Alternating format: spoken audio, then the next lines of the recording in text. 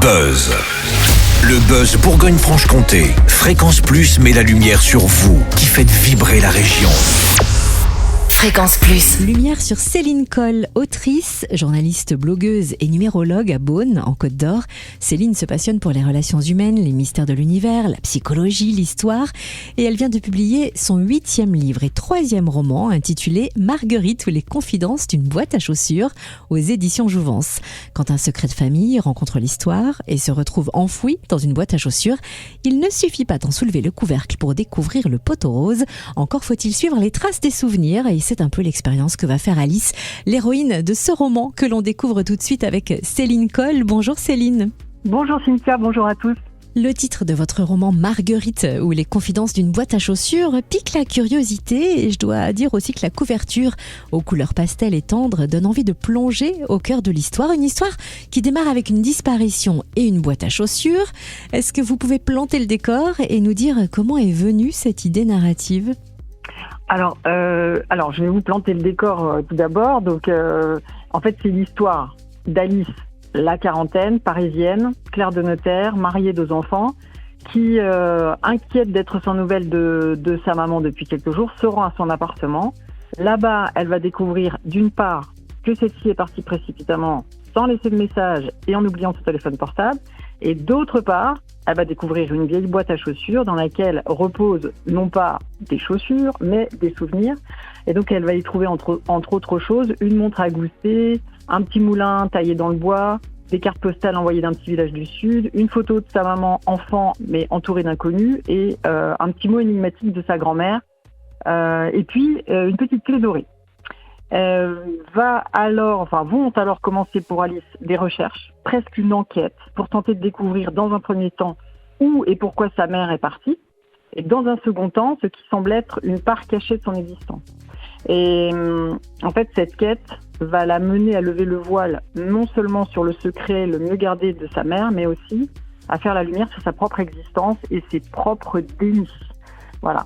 Et donc cette histoire, elle a démarré, j'ai eu cette idée d'histoire grâce à un documentaire qui parlait de la Seconde Guerre mondiale et d'un détail de l'histoire pendant la Seconde Guerre mondiale, mais que je ne vous révélerai pas là, sous peine de spoiler l'histoire du livre. Voilà. Alors on va pas spoiler. En tout cas, à travers Marguerite, vous explorez donc le secret, les non-dits, les vies cachées qui ont un impact sur les générations futures. Votre roman a-t-il vocation à venir bousculer les existences des lecteurs ?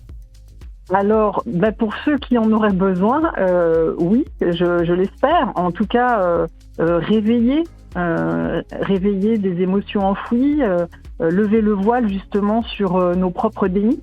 On est assez champion pour se voiler la face parfois sur nos vrais désirs. Alors j'avoue qu'en lisant le livre, on a envie de mener l'enquête avec Alice et on a envie aussi peut-être de chercher chez soi. D'ailleurs, est-ce qu'il y a un message particulier que vous souhaitez transmettre à travers l'histoire d'Alice et Marguerite, une envie peut-être d'ouvrir le dialogue dans les familles, d'éveiller à la transmission ? Alors oui, ce serait merveilleux si dans les familles on pouvait raconter davantage son histoire, ses histoires. Je sais par expérience que la génération de nos parents, mais encore plus de nos grands-parents, sont assez taiseuses. Voilà, ils ont du mal à se livrer, du mal à raconter, et pourtant, le fait de dire les choses, le fait de dévoiler certains non-dits, c'est extrêmement libérateur pour eux très certainement, mais surtout pour les générations qui suivent. Y a-t-il une part autobiographique dans ce roman, Céline ? Est-ce que vous avez nourri cette histoire d'Alice et Marguerite de votre propre expérience ou peut-être de certaines histoires familiales ? Alors, pas exactement, mais évidemment, chacun de mes personnages est toujours empreint de mes connaissances. Que ce soit évidemment mes parents, que ce soit mes grands-parents, que ce soit parfois des amis.